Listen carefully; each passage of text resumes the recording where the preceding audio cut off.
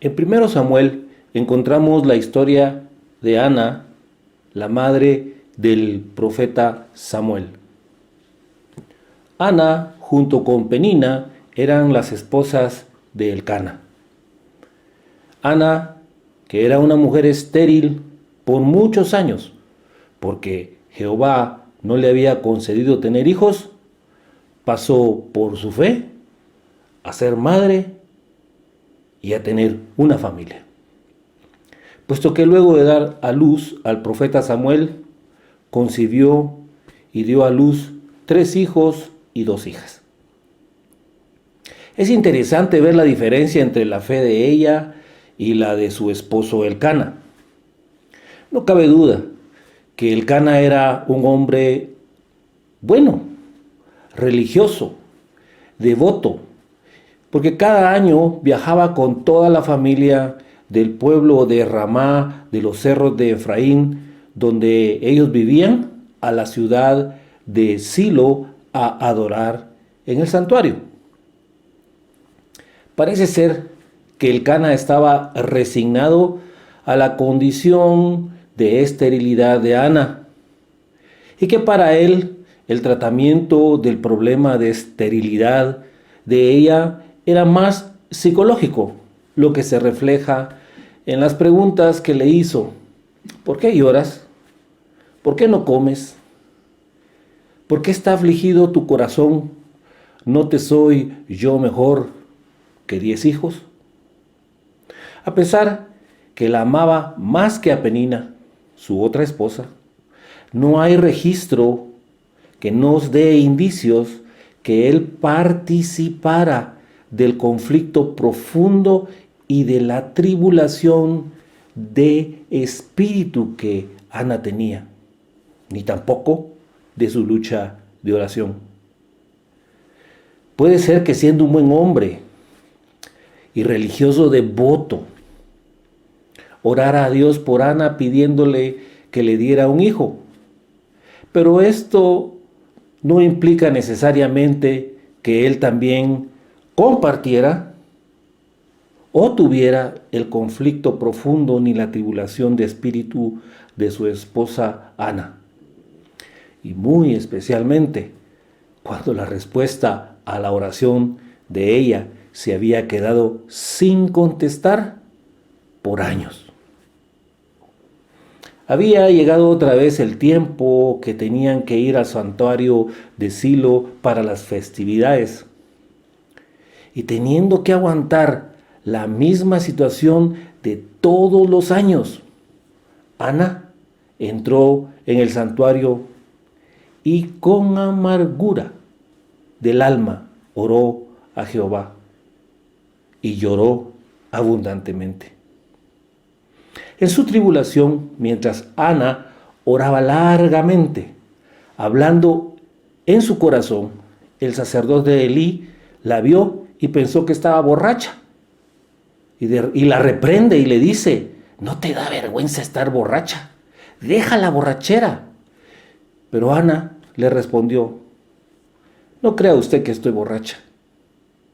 No he bebido ni vino ni sidra. Lo que pasa es que estoy muy triste y por eso estoy aquí suplicándole a Dios que me responda. Entonces el sacerdote Elí le contestó: vete tranquila, que el Dios de Israel te conceda lo que has pedido. Ana no se resignó al hecho de ser estéril. No le hizo caso a la irritación, el enojo, ni todo lo que Penina decía y hacía para entristecerla. Y a pesar de que su esposo la amaba y la consolaba, su mirada estaba fija en Dios. Ana tenía la convicción clara de que Dios podía concederle un hijo. Entonces, todo se circunscribía no a un problema biológico, sino a un problema espiritual, un problema de fe. El Hijo tenía que ser dado por Dios. Entonces, Ana se rinde por completo a Dios. Deposita totalmente su confianza en Él y cree con seguridad y certeza que Dios puede convertirla en madre.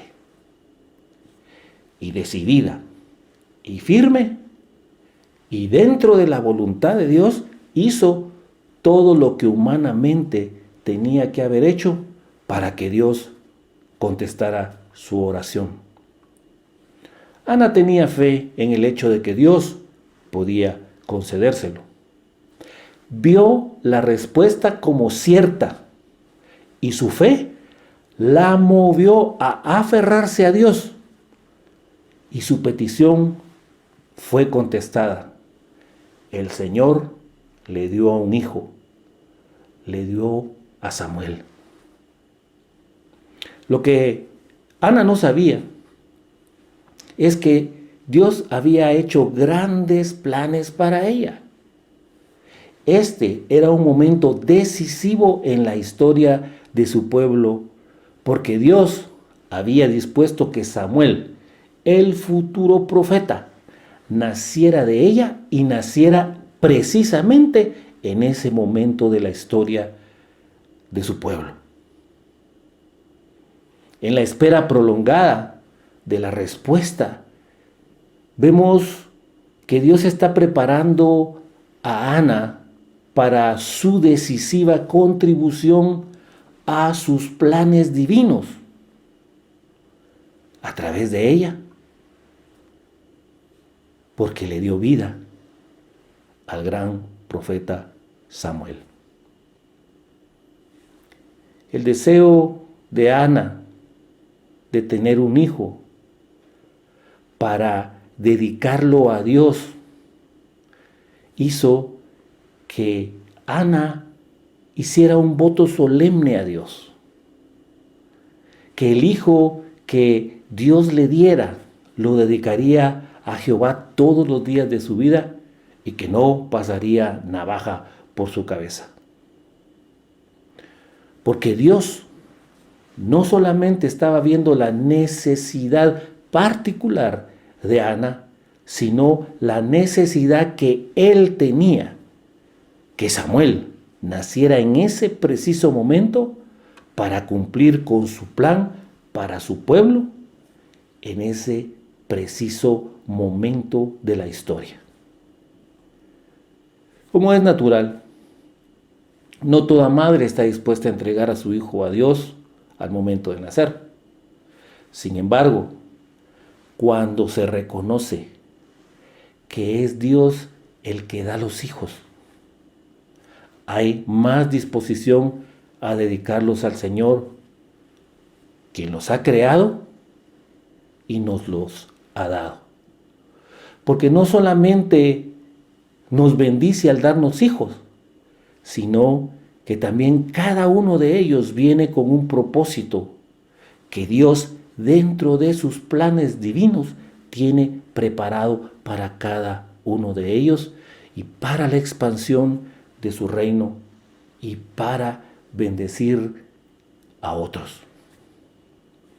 La Biblia, la palabra de Dios, nos enseña y nos instruye sobre cómo debemos comportarnos en momentos de tribulación de espíritu, de aflicción de corazón, de congoja, dentro de los tiempos y de la voluntad de Dios. Una de las razones por las cuales elevamos oraciones de petición al Señor es porque sabemos que Dios es poderoso.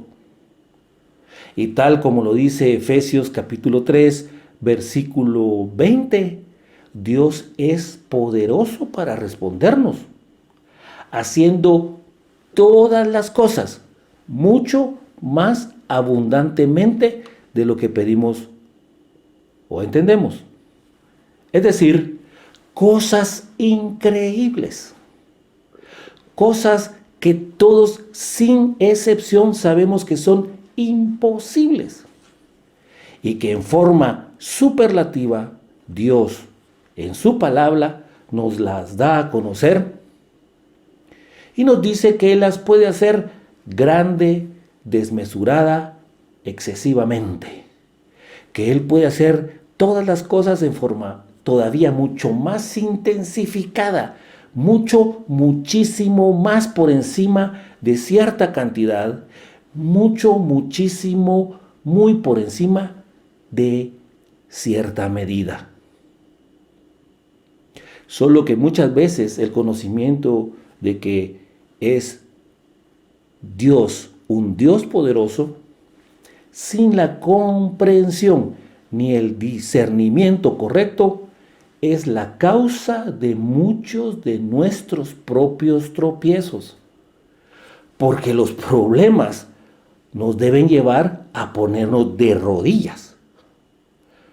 No simplemente por haber tropezado o caído, sino también por el dolor que nos causa la oración sin respuesta. Proverbios capítulo 13, versículo 12 nos dice que la esperanza que demora es tormento del corazón.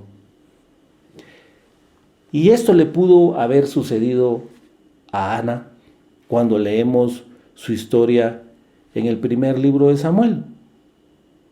Si ella no hubiera mostrado determinación en buscar el objetivo que su corazón realmente anhelaba, se hubiera desesperanzado.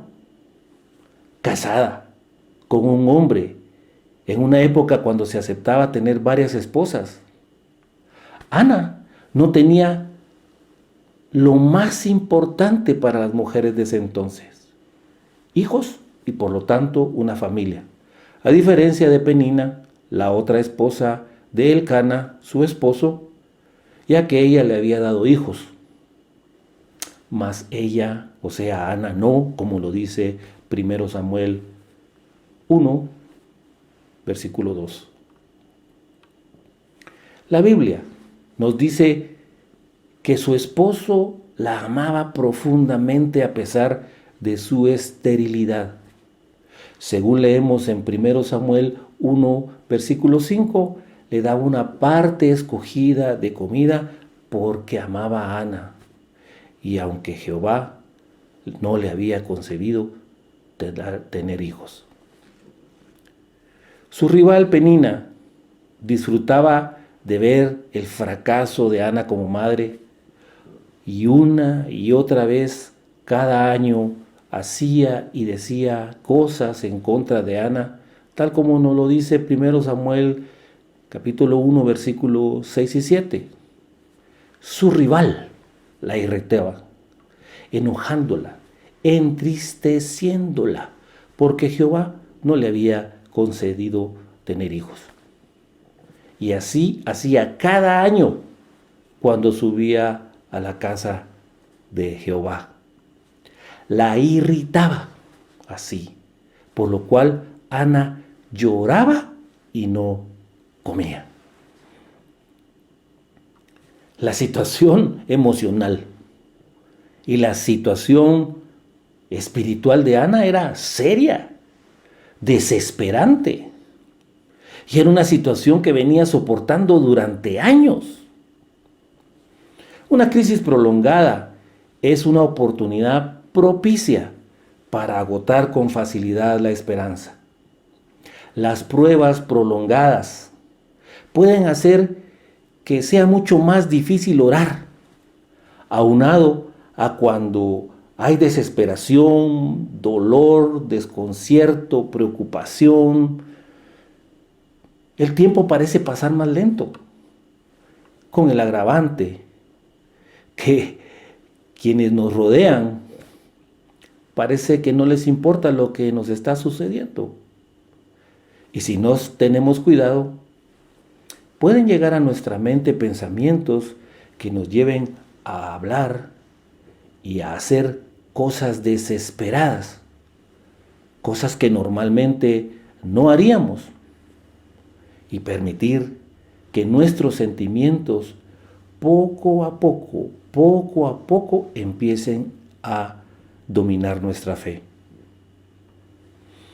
Debemos tener el conocimiento, la comprensión y el discernimiento que también existen situaciones que no necesariamente son de origen natural o biológico, como en el caso de Ana.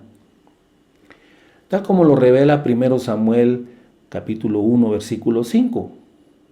No había nada malo en el cuerpo de Ana. Más bien, el Señor había cerrado su vientre. El problema de Ana no era físico, sino espiritual. La razón por la que Ana no podía concebir era que Dios mismo lo estaba impidiendo. Del mismo modo, muchos de los problemas que hoy enfrentamos en nuestra propia vida pueden no estar vinculados al ámbito natural o físico. Es por eso que no debemos evaluar las situaciones difíciles y duras que estamos atravesando solo por lo que se puede ver, sino que debemos preguntarnos si Dios tiene algo que ver con ellas. Las pruebas, las situaciones y sus circunstancias que podemos enfrentar o que estamos enfrentando también podrían tener una razón espiritual más que natural. Si estamos orando por algo desde hace tiempo y la respuesta no llega, entonces pidámosle a Dios que nos los revele, que nos diga lo que está haciendo en lo secreto. Porque tal como lo dice Deuteronomio capítulo 29, versículo 29, las cosas secretas pertenecen a Jehová nuestro Dios, y al revelárnoslas son para nosotros y para nuestros hijos para siempre. El solo hecho de entender que hay un propósito mucho más grande que el propósito que nosotros tenemos, y que ese propósito más grande tiene que ver con Dios y su reino, en nuestra oración de petición puede darnos la paciencia y el entendimiento correcto que necesitamos durante los tiempos de espera. A pesar de la falta de respuesta a su oración, Ana nos muestra qué debemos hacer cuando nuestras oraciones no tienen respuestas durante mucho tiempo. La falta de respuesta no impidió que Ana fuera al templo cada año. No impidió a Ana continuar orando. No le hizo perder la esperanza y tampoco su relación con Dios. Ella no perdió la esperanza de que ocurriría un cambio en su vida. En nuestro caminar por este mundo llegarán situaciones a nuestra vida en donde o cambian las cosas o cambian, porque no pueden ser igual. En 1 Samuel capítulo 1 versículo 10 encontramos que Ana llegó a ese punto. Ese día todo pareció para ella demasiado duro y desesperante. Realmente ella estaba totalmente quebrada y entró al templo con amargura de alma y lloró. Ana llegó al punto en el que admitió que no podía seguir adelante, a menos de que Dios interviniera. Ana no podía soportar más. Las situaciones y las circunstancias de la vida pueden ser duras y difíciles. Jesús nos lo advirtió en Juan capítulo 16, versículo 33, cuando dijo: estas cosas os he hablado para que en mí tengáis paz. En el mundo tendréis aflicción, pero confiad, yo he vencido al mundo. El llanto abundante de Ana significaba que había llegado al final de sus fuerzas. Significaba que su dolor era tan profundo que no encontraba alivio. El llanto amargo, por lo general, ocurre cuando se ha perdido toda esperanza de que algo cambie. Y esto nuevamente es la oportunidad propicia para dejar de orar, alejarnos de Dios y de sus cosas, y que lleguen a nuestra mente pensamientos que nos lleven a hablar y a realizar acciones desesperadas que normalmente no haríamos y totalmente fuera de la voluntad de Dios. Junto con su oración, Ana tomó una decisión difícil: renunciar al hijo que le pedía a Dios y que tanto anhelaba, haciéndole una promesa a Dios que encontramos en 1 Samuel capítulo 1 versículo 11, que dice: e hizo voto diciendo: Jehová de los ejércitos, si te dignares a mirar la aflicción de tu sierva, y no te olvidares de tu sierva, sino que dieres a tu sierva un hijo varón, yo lo dedicaré a Jehová todos los días de su vida, y no pasará navaja sobre su cabeza. En nuestra lógica, ¿no parece racional que Ana, que había estado orando por años a Dios para que le diera un hijo, lo pidiera y dijera que si se lo daba renunciaría a él para tenerlo solo por un corto tiempo? Esto nos lleva a reflexionar sobre algo importante respecto a la oración de Ana. Cuando ella oró, Ana le mostró a Dios que su hijo también podría ser importante para él y para sus planes, si él le respondía a su oración. Es decir, que Ana también se enfocó en Dios, se enfocó en lo que podría ser de beneficioso para el reino de Dios y para la gloria de su nombre, que le diera un hijo. Y esto es la muestra de un corazón sometido a Dios. Nosotros casi nunca consideramos cómo se beneficiará a Dios cuando responde nuestras oraciones.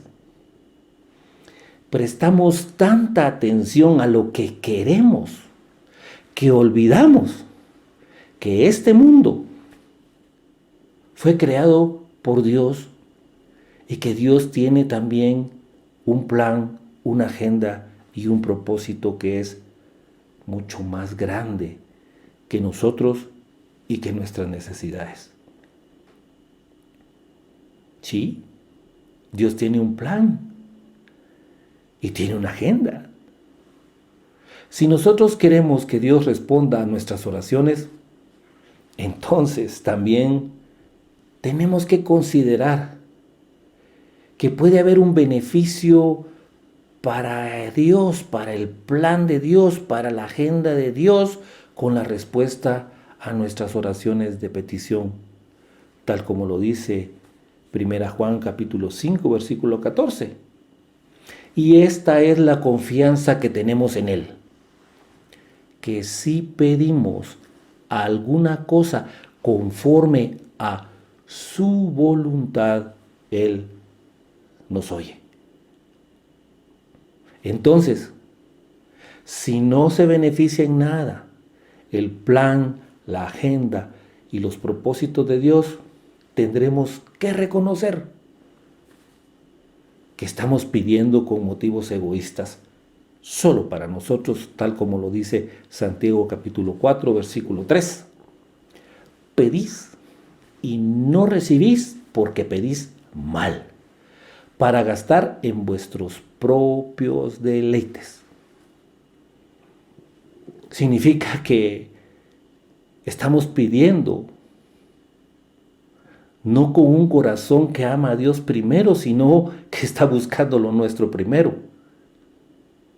Y Lucas capítulo 10, versículo 27 es bien claro cuando dice: amarás al Señor tu Dios con todo tu corazón y con toda tu alma y con todas tus fuerzas y con toda tu mente.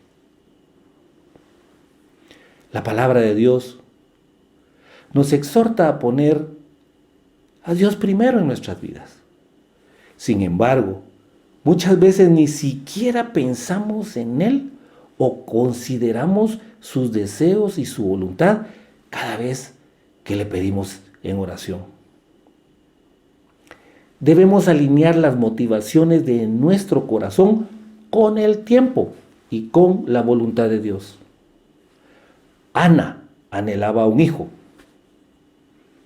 pero sabía que su necesidad estaba sujeta a Dios y a su autoridad. Y tomó una decisión. La puso en manos de Dios.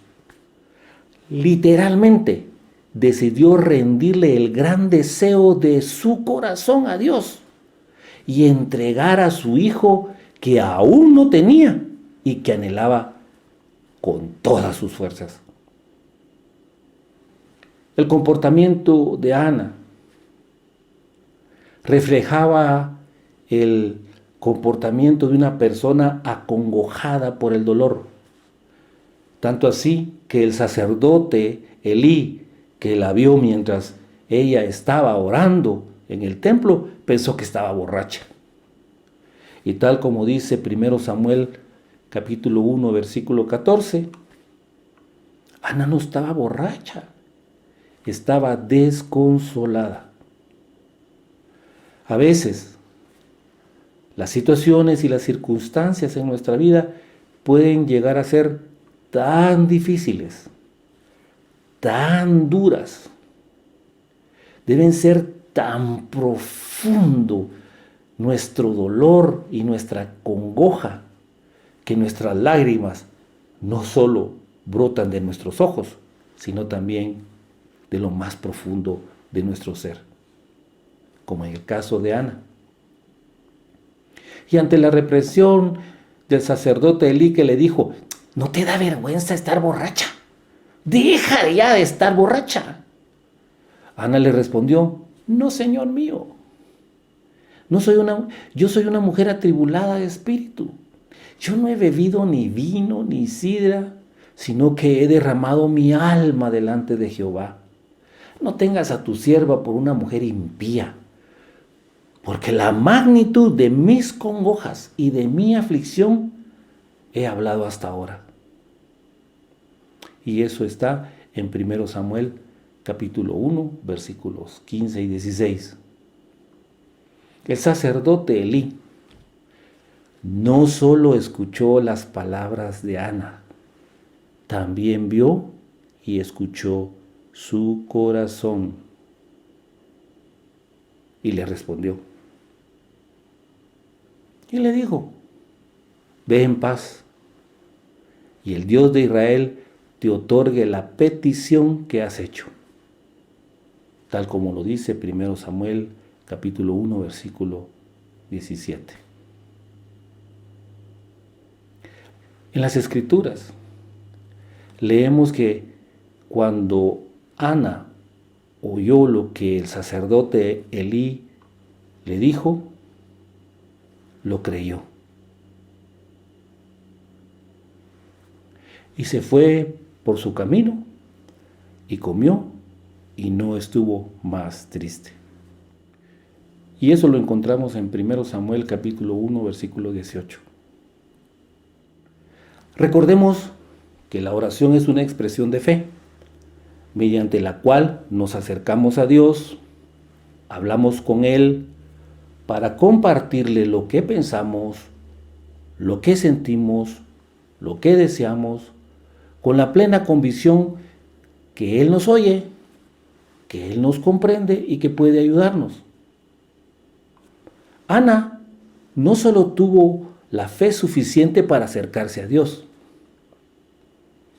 la fe suficiente para hablar con Él, sabiendo de que Él la escuchaba, sino también tuvo la suficiente fe para tener la plena convicción de que Dios le oyó, Dios le comprendió y que Dios podía ayudarla. Y por lo tanto, Ana siguió adelante con fe. Es necesario que nosotros no solo creamos en Dios, sino también que le creamos a Dios y que creamos en sus promesas para seguir adelante, tal como lo dice Santiago capítulo 2, versículo 18, mostrando esa fe con nuestro comportamiento. Pero si alguno dirá, tú tienes fe y yo tengo obras, muéstrame tu fe sin tus obras y yo te mostraré mi fe por mis obras. Al estudiar la vida de Ana encontramos lo que sucedió después de que el sacerdote Elí habló con ella. En 1 Samuel capítulo 1 versículos 18 y 19 encontramos algunos aspectos importantes sobre el comportamiento en fe de Ana que produjo también parte de la respuesta a su oración. Porque es absolutamente necesario e imprescindible que si queremos que Dios responda a nuestras peticiones, nosotros también hagamos nuestra parte y que lo hagamos dentro de la voluntad de Dios y que lo hagamos con plena certidumbre de fe. Ana procedió con fe. Para empezar, Ana se fue por su camino y comió y ya no estuvo más triste. Ella había estado afligida durante mucho tiempo por su propia esterilidad y por las burlas de Penina. Y por eso había dejado de comer y estaba triste. Sin embargo, el anuncio del sacerdote de que recibiría respuesta a su oración, y aquí es importante indicar que el sacerdote no sabía cuál era la petición. Ana regresó a un estado de calma, comenzó a comer, a recuperar fuerzas y a cambiar su estado emocional. El otro aspecto, Ana tuvo intimidad sexual con su esposo. Ana no permitió que los años de esterilidad afectaran su comportamiento en esa área. Ana actuó con fe y siguió actuando en fe. Uno de los comportamientos más frecuentes y erróneos que nosotros tenemos cuando enfrentamos situaciones duras y difíciles, conflictos profundos de tribulación de espíritu, y muy especialmente cuando la respuesta a la oración se tarda en venir y no hay respuesta por años, es la inactividad y el alejamiento de Dios, con la excusa de que todo se lo dejamos a Dios para que Él obre. Sin embargo, Dios está esperando a ver que actuemos con fe, incluso frente a lo imposible.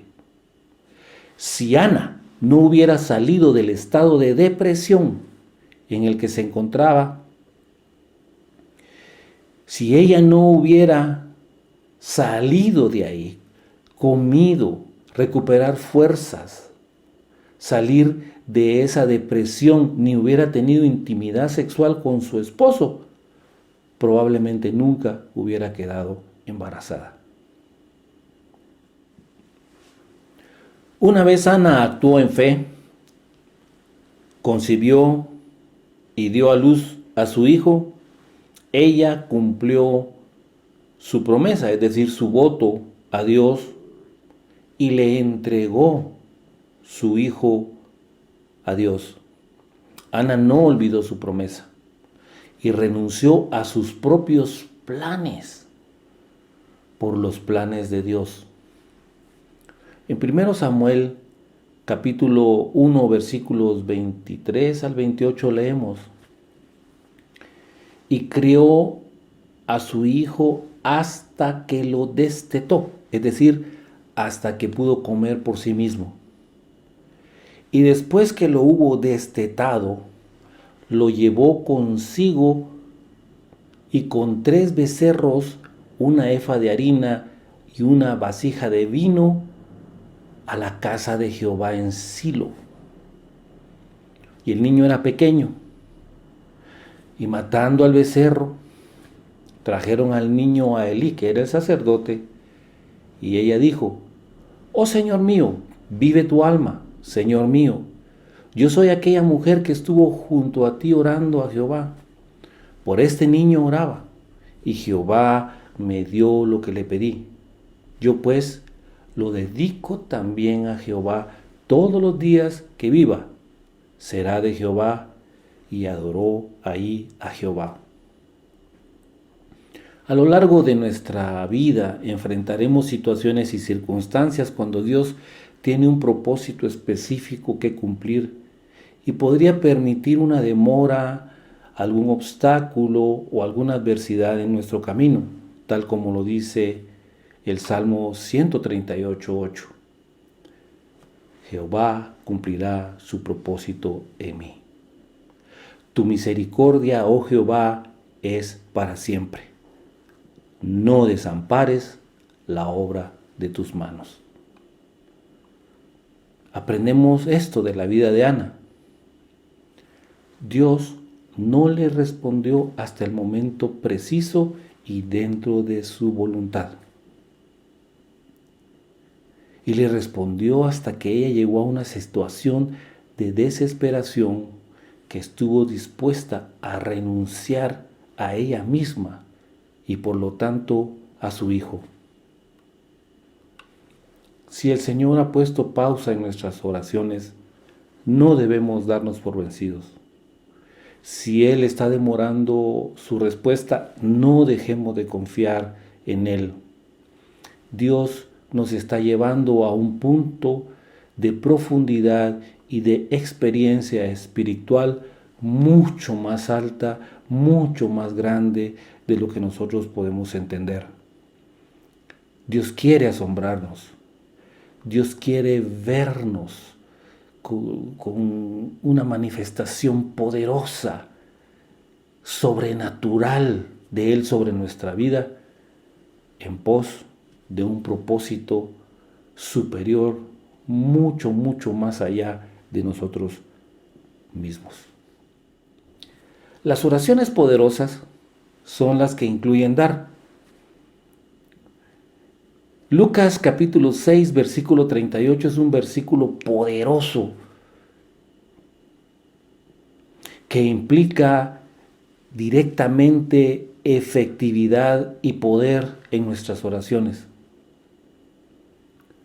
En la versión Nueva Traducción Viviente dice: den y recibirán.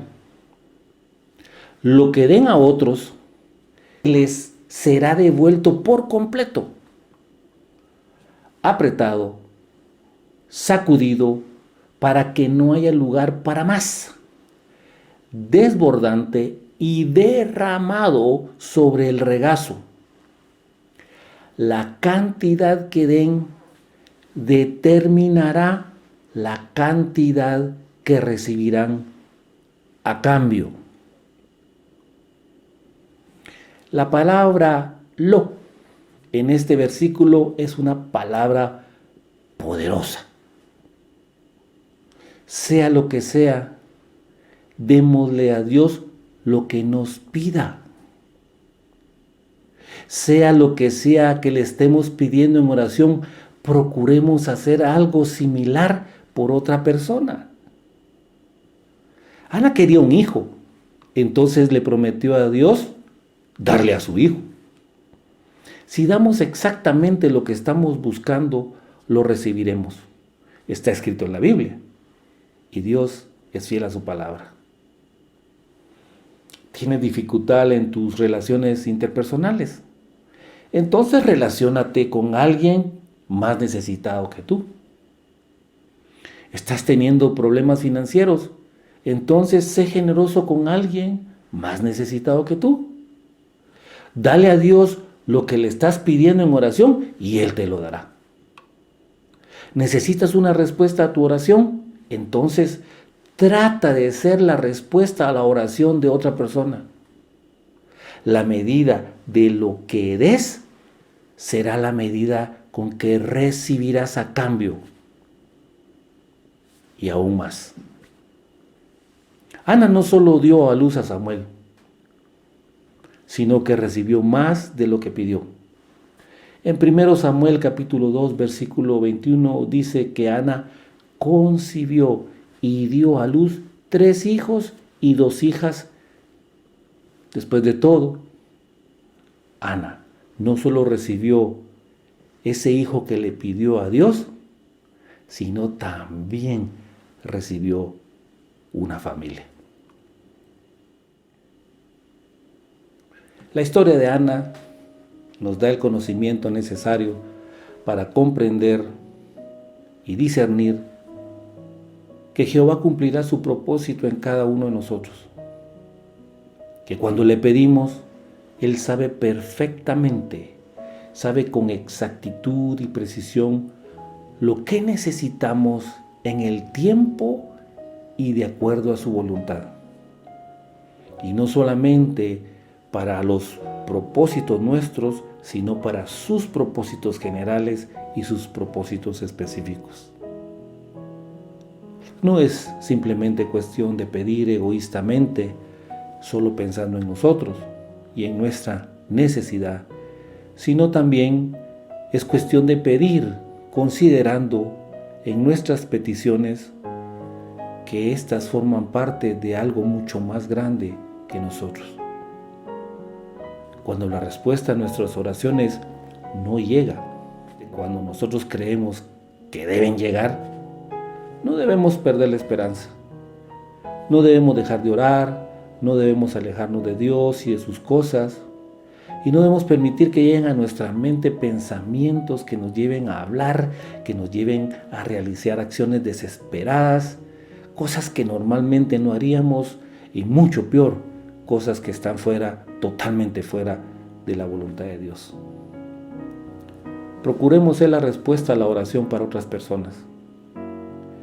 Demos y recibiremos, porque lo que demos a otros nos será devuelto por completo, apretado, sacudido, para que haya lugar para más, desbordante, derramado sobre el regazo, porque la cantidad que demos determinará la cantidad que recibiremos a cambio.